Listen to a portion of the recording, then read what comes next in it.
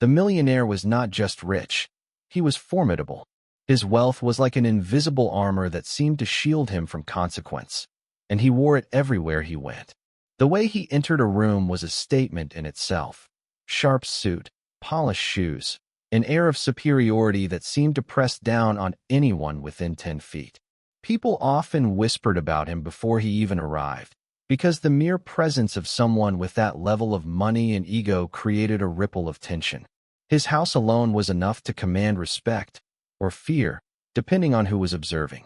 A sprawling estate with manicured lawns, stone pathways, and fountains that looked like they belonged in a European palace.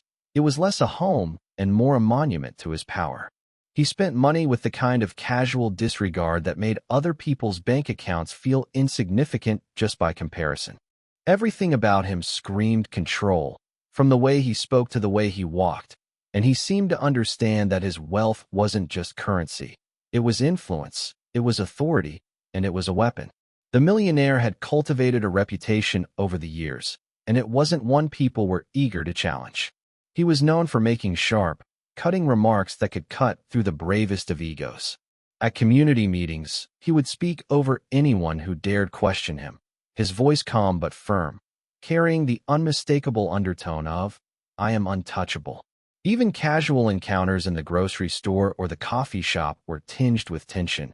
He had a way of sizing people up, of noticing their insecurities and exploiting them without a hint of hesitation. People tried to avoid confrontation, not just because he had the resources to make life difficult, but because he exuded a quiet menace that suggested he didn't even need to act to assert dominance. He could ruin someone's day with a single comment, a pointed glance, or the strategic withholding of favors or invitations. It was an unspoken understanding in the neighborhood. Don't cross him, don't challenge him, and certainly don't underestimate him, because the consequences could be humiliating. Even in social situations, he commanded attention without effort. He had this uncanny ability to make every conversation revolve around him, subtly shifting topics, emphasizing his successes, and turning casual questions into opportunities to demonstrate his wealth and superiority. Some people admired him. How could they not? But admiration was always mingled with a twinge of fear. He had a way of making people feel small while appearing gracious, a skill he refined over decades. Those who tried to joke with him or tease him quickly learned that humor wasn't a safe space in his presence. A joke misfired could be met with a cold, dismissive comment that left the entire table uncomfortable, glancing at one another for cues, hoping someone else would take the lead in diffusing the tension. Over time, his intimidation became almost legendary. Stories of his sharp tongue and quick wit spread through the neighborhood like cautionary tales, told in hushed tones at backyard barbecues or during coffee clatches. Parents would warn their children to behave if he was around, and newcomers were discreetly briefed about the unspoken rules of interacting with him. It wasn't just about money. It was about presence, about how someone could wield influence like a weapon and bend social dynamics in their favor without ever raising their voice in anger. What made him even more formidable was how well he understood fear. He could spot hesitation, uncertainty, and self-doubt instantly, and he exploited it without remorse. In meetings with the Homeowners Association, he would subtly challenge suggestions, undermine proposals with sly remarks, and make others doubt their competence. Those who tried to assert themselves were often met with polite but cutting criticism that left them second-guessing their every word. Over time, people learned that resistance wasn't just futile, it was unwise. The millionaire had become more than a person. He had become a symbol of the power money could wield, a benchmark of influence that intimidated even the most confident individuals. He represented the unspoken hierarchy of the neighborhood, a reminder that in certain circles, wealth translated directly into authority, and that authority could be used to silence, to dominate, and to shape the environment according to personal whims. The fear in the neighborhood wasn't subtle. It was a living, breathing presence that lingered over every interaction, shaping behavior in ways both obvious and invisible. People didn't just avoid conflict with the millionaire. They actively anticipated it, adjusting their words, gestures, and even body language to avoid drawing his attention. At homeowners association meetings, chairs were angled strategically, voices were lowered, and ideas were filtered through an invisible lens. Will he approve? Will he mock me? Will this spark his wrath? The air seemed thicker whenever he was present, like walking into a room full of static electricity where one wrong move could set off a spark that nobody wanted to witness. Even casual neighbors, who rarely interacted with him directly, carried the memory of past incidents like a cautionary tale, subtly shaping how they spoke, how they smiled, and even how they organized their own social circles. The millionaire's presence had a gravitational pull.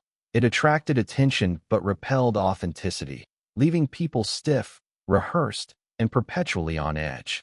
The neighborhood's fear was compounded by the stories that circulated. Tales of his quick temper, sharp tongue, and zero tolerance for perceived slights became part of the social fabric. Every block had a version of the story. Someone accidentally offended him at a barbecue. Someone hesitated to answer his question at a meeting. Someone didn't RSVP to a dinner invitation in time. Each retelling amplified the sense of caution, exaggerating both his power and the consequences of defiance. People began to live not just with him, but for him, adjusting behavior in anticipation of a reaction that might never come. Conversations were often clipped, polite, and overly deferential. Smiles were cautious. Jokes were avoided. Even small acts of spontaneity felt risky, as if the wrong expression, the wrong laugh, the wrong tone could trigger disapproval that would ripple outward, leaving embarrassment or tension in its wake. Children noticed it too, though they couldn't fully articulate why.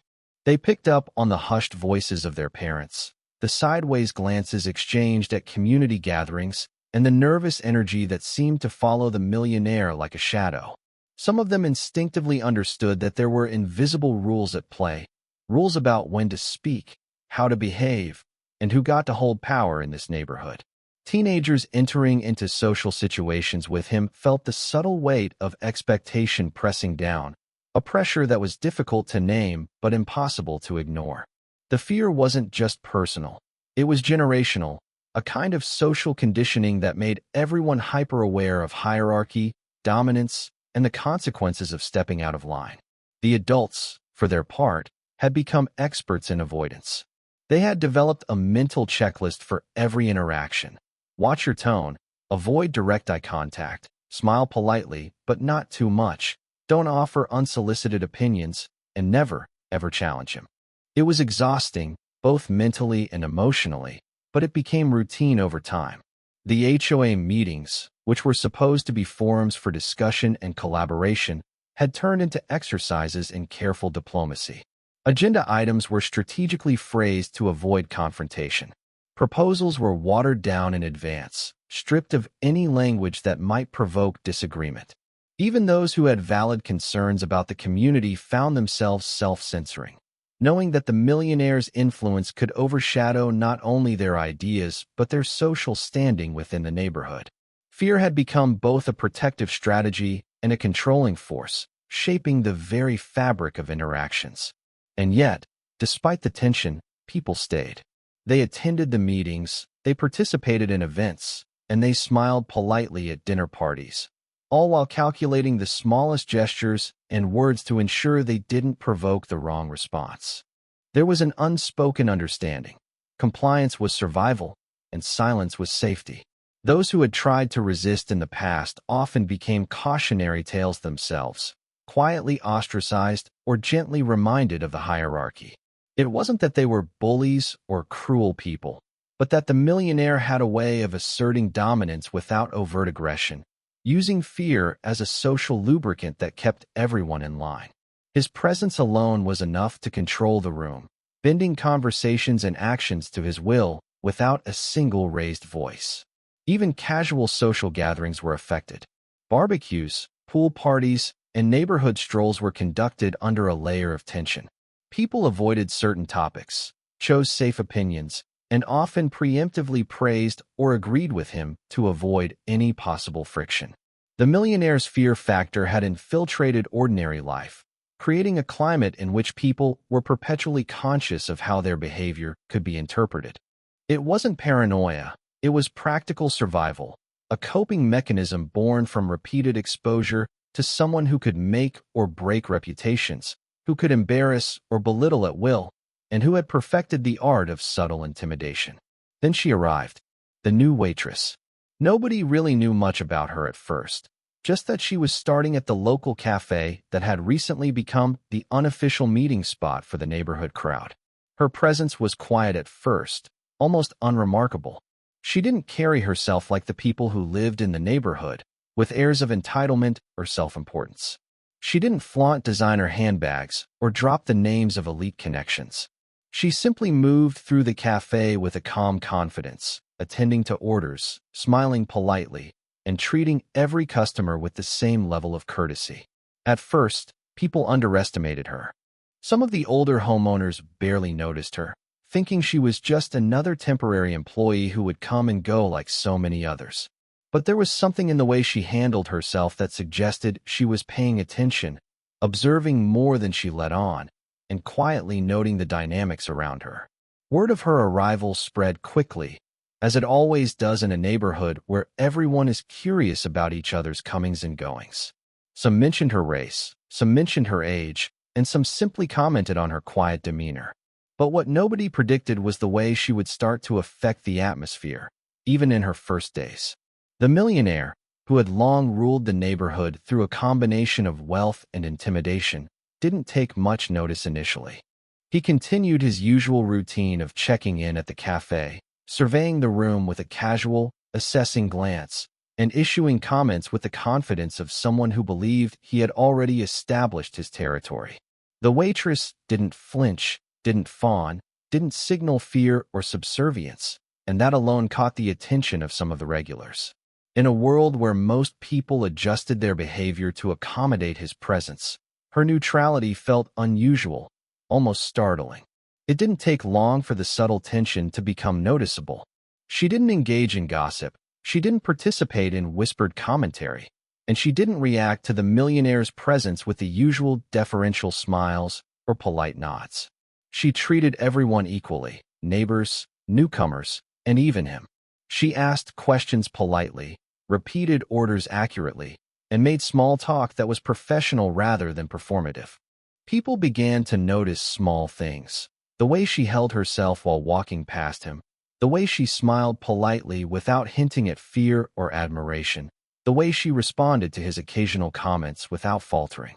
It was as if she existed in her own space, one that wasn't defined by his wealth, his reputation, or the long-standing social hierarchy he had maintained for years. The regulars in the cafe started to feel a shift in the room, subtle but unmistakable. Conversations that had been muted or cautious began to breathe a little more freely in her presence. There was a quiet sense that she noticed the tension, but wasn't complicit in it, and that in itself was disarming. Even the millionaire, accustomed to exerting control with nothing more than a glance or a carefully phrased remark, found himself slightly off balance. She didn't speak in a confrontational way, didn't challenge him openly, and didn't make a show of defiance. Yet her mere neutrality had an effect. Her calm, professional demeanor made the usual power plays less effective. For the first time in years, people weren't simply responding to him. They were observing her. Her reputation, though unspoken at first, began to grow. Customers would quietly mention her efficiency, her sharp attention to detail, and the way she seemed to manage the cafe's energy effortlessly. She remembered regulars' names, anticipated orders, and handled complaints without the usual awkward tension that arose in the presence of the millionaire. It was obvious to some that she was paying attention to social cues that had been invisible to others, noting patterns of intimidation and subtly redirecting interactions without calling attention to herself. She was, in effect, rewriting the unspoken rules of engagement, simply by existing within the space in a way that demanded respect without requiring fear. And yet, she remained unassuming. She didn't boast, she didn't flaunt her skills, and she didn't try to challenge anyone outright.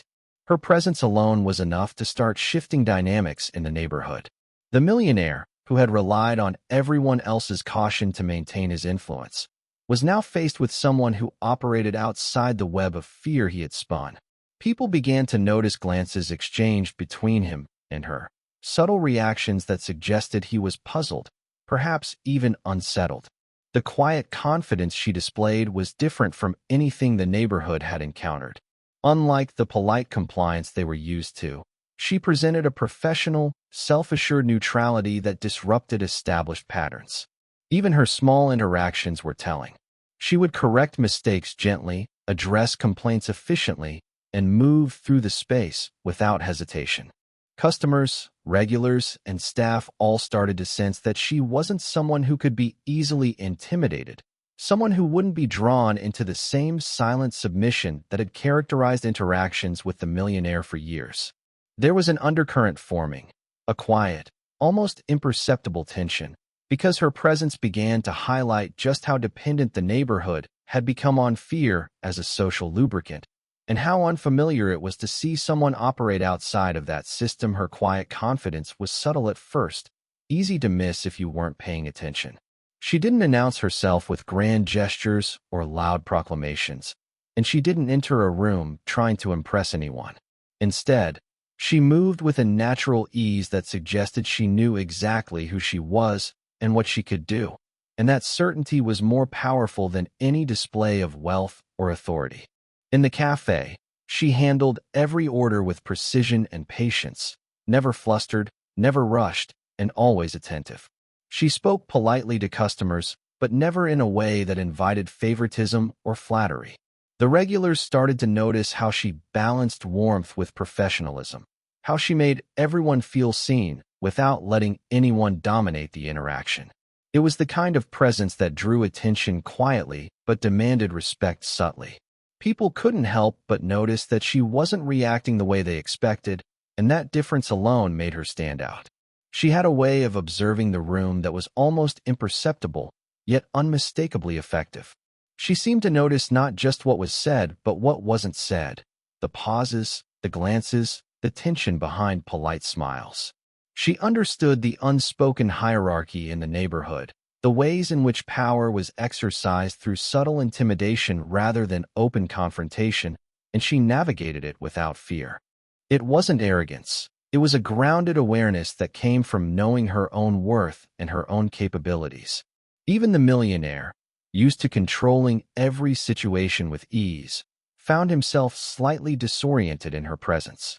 She didn't challenge him aggressively, didn't try to assert herself through confrontation, but the way she carried herself, calm, assured, and attentive, was enough to make him feel the usual dominance slipping from his grasp. Her confidence was also evident in the way she spoke. When she answered questions or addressed a situation, her words were measured, clear, and deliberate. She didn't over-explain or apologize unnecessarily, and she didn't soften her voice to avoid conflict. Instead, she communicated with clarity and poise, which made even small statements feel significant. People began to realize that she wasn't just competent. She was commanding attention without raising her voice, influencing outcomes simply through the way she engaged with others. Her presence alone created a subtle shift in the room. Where people once felt cautious and defensive, there was now a sense of equilibrium, as if her confidence had carved out a space where fear didn't dictate behavior. Even in moments of potential tension, she remained composed. When the millionaire made his usual sharp comments or attempted to assert authority through intimidation, she responded calmly, without defensiveness or submission. She acknowledged him politely, addressed the situation with professionalism, and moved on. That response, seemingly simple, was radical in the neighborhood context. Everyone else had learned to anticipate confrontation with fear, to adjust their behavior, to speak in ways that wouldn't provoke disapproval. Her approach broke the pattern. She wasn't trying to dominate him, but by refusing to be shaken, she demonstrated that power could exist without aggression, that respect could be commanded without intimidation, and that confidence could neutralize fear in ways no amount of wealth could replicate. Her body language reinforced this calm authority. She stood straight, moved deliberately, and maintained steady eye contact when appropriate. There was no exaggeration in her gestures, no attempt to overcompensate for perceived weakness. Even the simplest tasks, pouring coffee, handing over a receipt, guiding a customer, were done with an elegance that suggested competence and certainty. People watching her realized that her confidence was not performative. It wasn't designed to impress. It was authentic, grounded in skill and self-awareness, and that authenticity made it impossible to dismiss or undermine her. Her quiet confidence also inspired subtle changes in others. The regulars who had long been intimidated by the millionaire began to speak more freely in her presence. They observed that she didn't treat him with fear, and slowly they realized they could relax as well. Small acts of courage began to ripple outward. Neighbors sharing opinions at meetings, making suggestions, or interacting without the constant calculation of how the millionaire might react. She didn't demand this change, and she didn't try to lead it overtly. It emerged naturally because of the way she carried herself. People couldn't ignore her example because it was not loud or confrontational. It was simply a demonstration that confidence could coexist with professionalism and integrity, that respect could be earned and demonstrated without intimidation. Even the millionaire, accustomed to people reacting predictably, began to miscalculate. He tried his usual tactics, sarcastic remarks, pointed questions, subtle attempts at domination. But each effort met with calm composure rather than fear or flustered hesitation. His influence, built over years of leveraging intimidation, felt less absolute, and he started to experience a sense of unfamiliar uncertainty. For the first time, he encountered someone whose strength came not from wealth, aggression, or reputation, but from a quiet, unwavering self-assurance. That confidence, simple as it seemed, was reshaping the social dynamic, challenging long-held norms, and setting the stage for a confrontation no one had anticipated. The moment she challenged him didn't arrive with fireworks or fanfare. It was subtle, yet devastatingly effective. It happened in the café, during one of the regular afternoons when the millionaire was holding court as usual, surrounded by neighbors who had long since learned to navigate his moods with extreme care. He had leaned back in his chair, a smug smile curling on his face, and began his usual monologue, recounting investments, name-dropping business associates, and offering thinly veiled critiques of anyone daring to suggest a different perspective. People listened politely, nodding and smiling, eyes flicking nervously toward the floor or their coffee cups. But this time, the new waitress was watching, not with fear, but with quiet attention. She had learned the patterns, understood the tactics, and prepared herself to respond in a way that was measured, professional, and utterly unflinching. The millionaire made his next comment with an air of superiority, aimed at belittling a neighbor who had suggested a minor change to a community project. It was the kind of remark designed to make others feel small, the kind of statement that had worked countless times before to silence dissent. The room tensed. Eyebrows rose, hands paused mid-gesture, and a few murmurs of agreement tried to diffuse the tension. The neighbors knew the script. They had lived it many times, but she didn't follow it. She didn't flinch, she didn't look away, and she didn't offer a timid apology for existing in his space. Instead, she approached the table with her usual calm, professional demeanor, setting down a cup of coffee with deliberate care. Then, in a voice that was soft but carried clear authority, she addressed the situation directly. Her words were polite but firm, cutting through the noise of the millionaire's monologue without raising her voice, without shouting, without any of the aggression he expected. The brilliance of her challenge lay in its subtlety. She didn't attack him personally, she didn't mock his wealth, and she didn't try to dominate the room. She simply stated a fact, a boundary, and a truth he had been trying to ignore. His behavior was inappropriate in this setting, and it deserved recognition.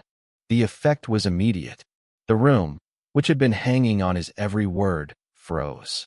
Neighbors who had been nodding nervously felt a strange sense of relief, as if the air itself had been cleared. They looked at her with astonishment, realizing that someone had just done what none of them had dared to do. She had acknowledged the imbalance of power, but she had done so in a way that disarmed it, neutralized it, and left him visibly unprepared. The millionaire's reaction was almost imperceptible at first, a slight pause, a flicker of surprise across his eyes, but it was enough to disrupt the carefully maintained facade of control. His voice, usually smooth and commanding, faltered. He tried to continue, but the words didn't carry the same weight, and the usual subtle intimidation failed to land. The neighbors watched, stunned, as the tension shifted. The balance of authority in the room had changed in an instant, not through confrontation or aggression, but through calm, confident assertion.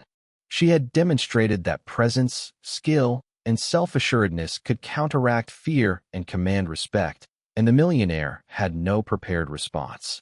What made the moment so powerful was that it wasn't just about speaking, it was about visibility.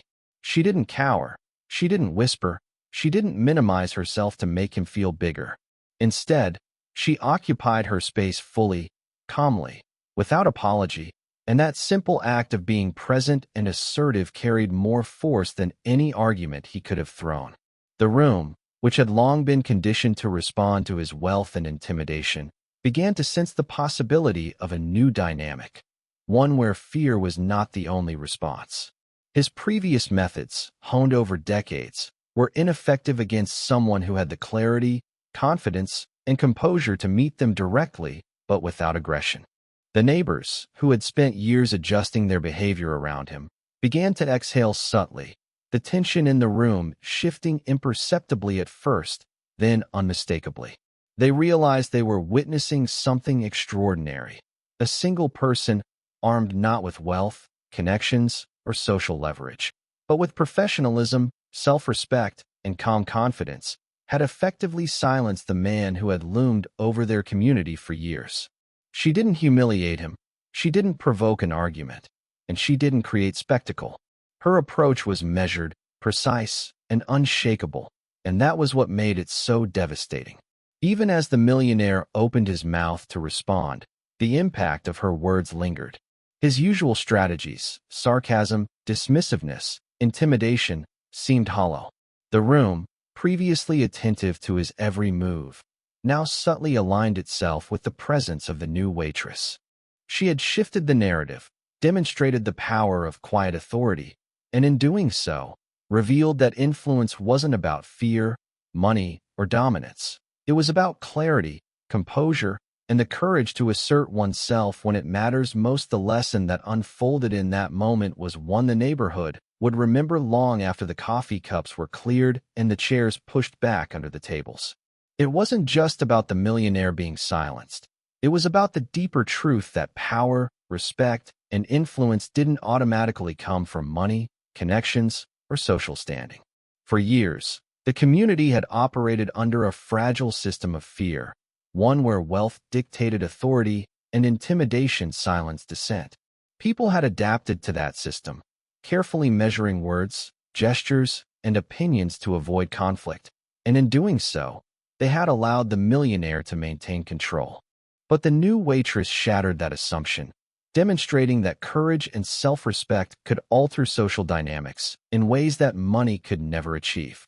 Her presence reminded everyone that influence is earned through character, consistency, and integrity, not by the size of one's bank account. The neighbors began to reflect on their own behavior.